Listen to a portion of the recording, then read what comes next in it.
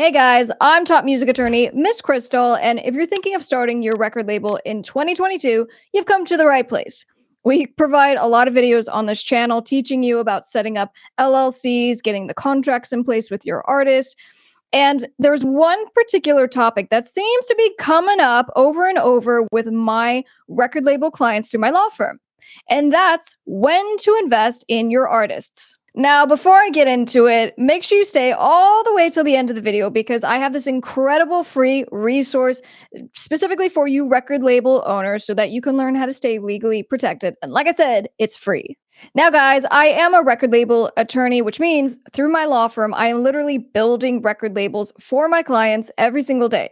But as a record label owner myself, I'm in the weeds. I understand what it takes to have a record label when you're dealing with artists and trying to distribute music and market the music. It's a lot.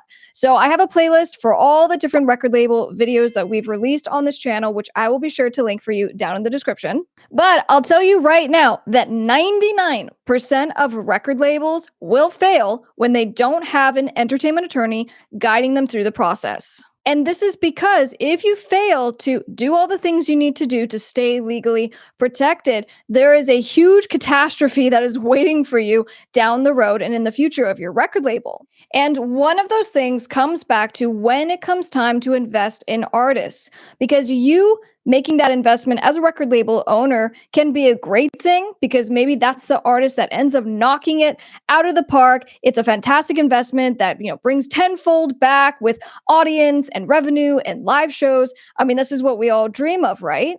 Well, more than likely, you're going to have a lot of artists and a lot of bands that don't knock it out of the park and end up becoming a very bad investment for your record label. So what does it mean when we're saying invest in the artists? Well, we talk about this when it comes to the actual artist agreement that you have with your record label, and it looks like two things. It's either number one, an advance that you give to the artist, or number two, it's going to be expenses that you pay on behalf of the artist. Now, when it comes to the advance is going to be usually a signing bonus. Okay, and that's usually going to be recoupable, right? Or we say it's recoupable in the contract. So meaning you sign an artist and you give them a $10,000 advance for signing the deal. And that's something that the artist gets to put in their pocket and be real excited about. Well, that's an amount of money that your record label is now out and you need to try to recoup it. But your ability to recoup that amount is dependent on how well that artist does. So if you did a record with that artist, you released the record, well, streaming might not meet $10,000.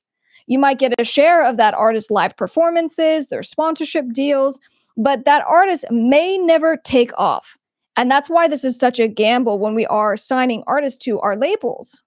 So this is also another reason why a lot of new labels typically won't do advances, but instead, to that second piece we talked about, they will only agree to cover expenses.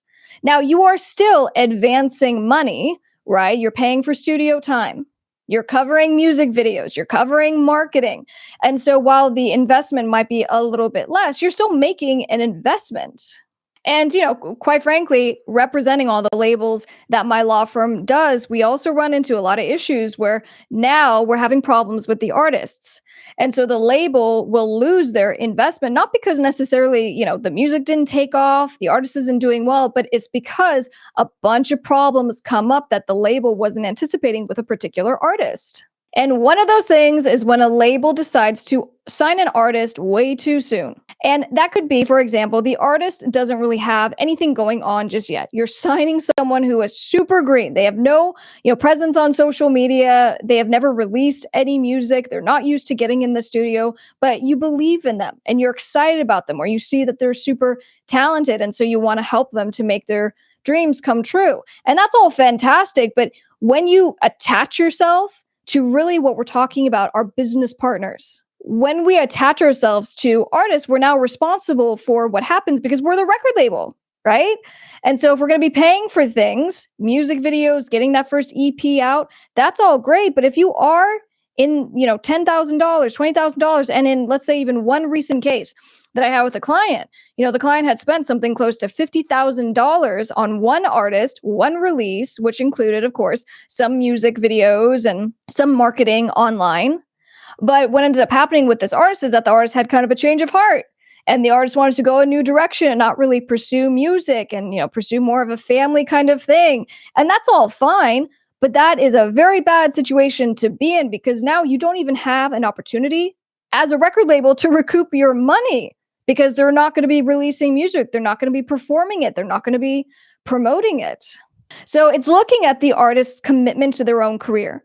Are they going to be a good partner for your label? Because as an artist, are they hustling themselves? Are they working independent of anything else that's coming in?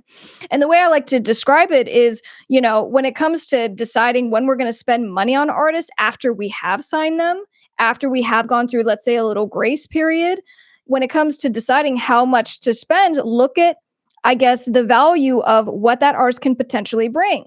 If you're growing them from nothing, that's okay. But you got to play it like a more long-term game. You got to give that artist some time to build up their catalog, to build up, their touring abilities and their presence online. So don't go all in on that first artist or even the first 10 artists that you sign. And this is also why in the contracts that we do for our record label clients with the artists is we put usually options and we say, look, we're just going to test this relationship to see how it goes. Might be for one song, might be for one EP or one album, but we're not really going to go all in until we know whether this is a good investment. And so you say, if we decide to exercise our option and extend for more albums, we as the label hold that right and you as an artist don't. If it doesn't work out, the record label can, back out of the deal. And that's okay because as a label, you have to protect your investment. But you give yourself that time to be able to see, is this a good fit for your label by doing only, let's say, one song or one EP first. So hand in hand with not signing artists too early, giving yourself a chance to kind of get to know them and see if it's a good fit, don't spend money too fast, too soon. So back to the example that I had given with, the label making a $50,000 investment and then the artist is backing out because the artist isn't interested in having a music career anymore. What you really want to be doing is you want to pour gas on fire. Okay, that's kind of how you trigger and how you need to think, even with your marketing. When is the time that we want to start really investing money into marketing for an artist? And this might be the most valuable thing that you take away from this video. When it comes to pulling the trigger and dumping a bunch of money into marketing and a music video, do that when there's already some buzz happening. And for example, through my label, and what I tell my clients is do a lot of tests. You might think you know what the hit song is going to be. You might think you know what's going to take off, but you don't. The market is going to tell you what's working. And so you as now a business owner, not just a creator, as a business owner, you need to look at what's working. And when you find something that is working, because maybe you're doing some tests with ad, then you're going to dump some money into it. Then it makes sense to, let's say, do $2,000, $5,000, $10,000 in Facebook ads. But don't put the cart before the horse. So just meaning, don't say, I want to blow this artist up from obscurity, and so I'm going to just pay $10,000 in ads and hope that it results in an audience for this artist.